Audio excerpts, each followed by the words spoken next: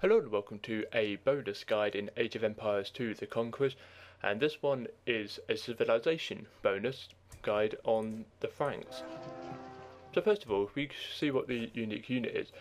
It's a throwing axeman and they cost 55 food, 25 gold. So if I were to create one, this is what they look like. They have 50 hit points, 7 attack normally and 0 armor with 3 range. Now with throwing axemen, they are ranged, but they're not firing arrows. They are obviously throwing axes.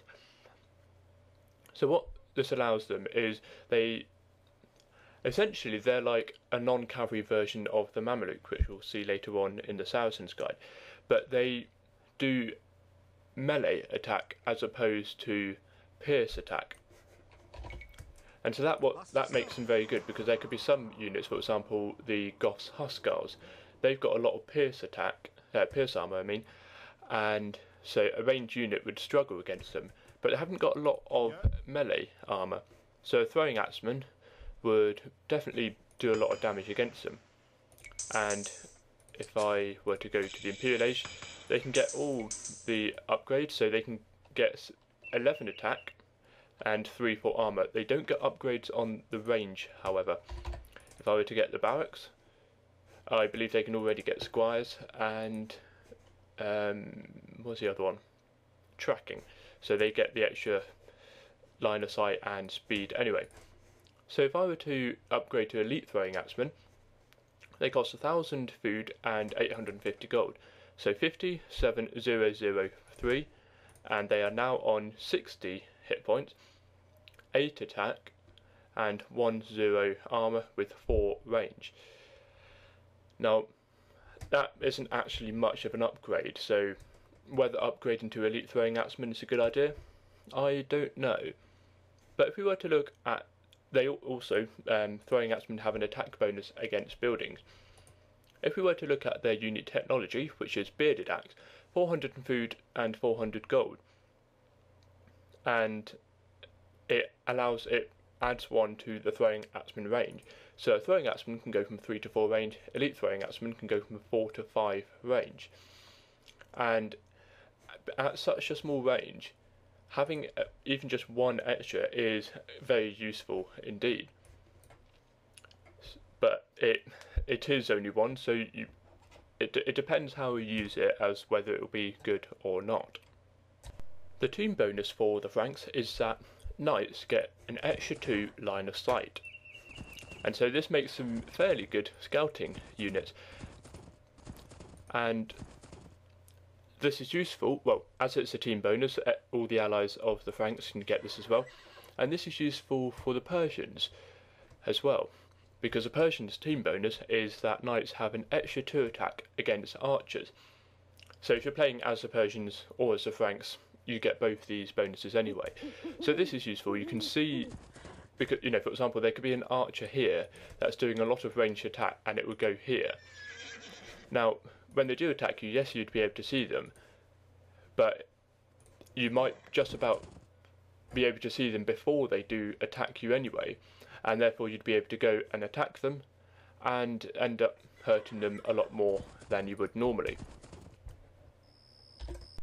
One very useful thing for the Franks is they seem to have liked to build a lot of chateaus around France, and so that led to this bonus where castles cost 25% less. So instead of 650 stone, they now cost 488. So you can build, instead of building 3 castles worth, you have the resources to build 4 castles worth.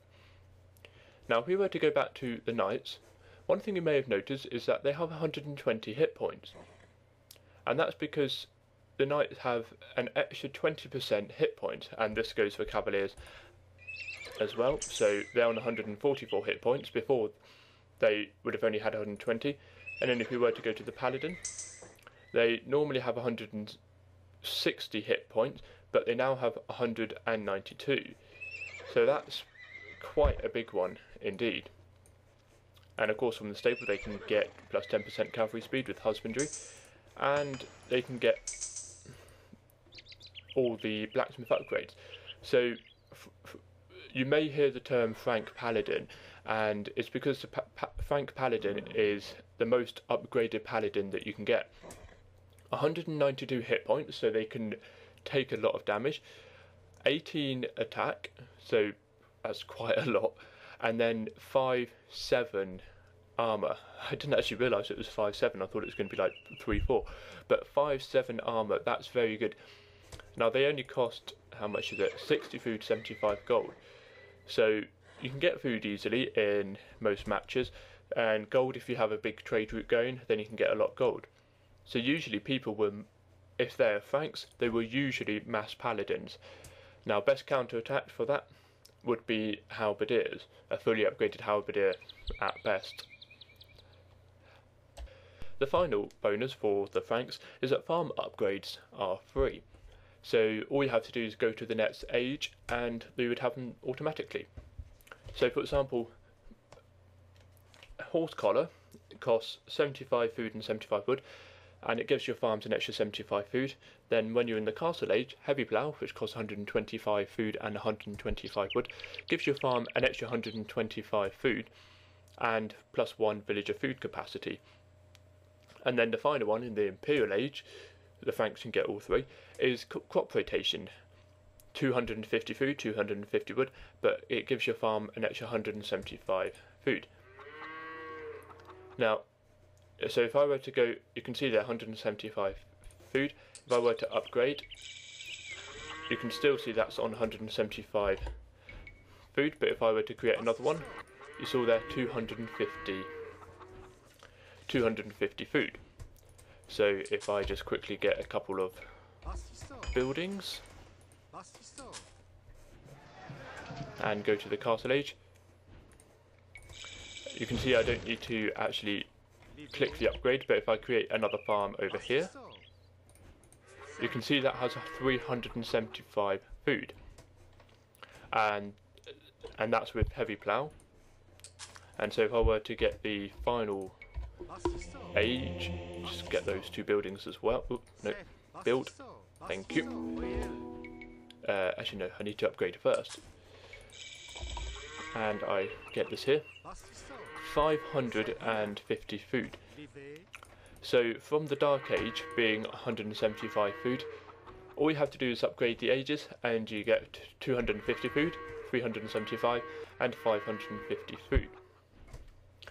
So those are all the bonuses for the Franks, and I will see you in the next one, which shall be, pardon me, for the Goths. Thank you very much for watching.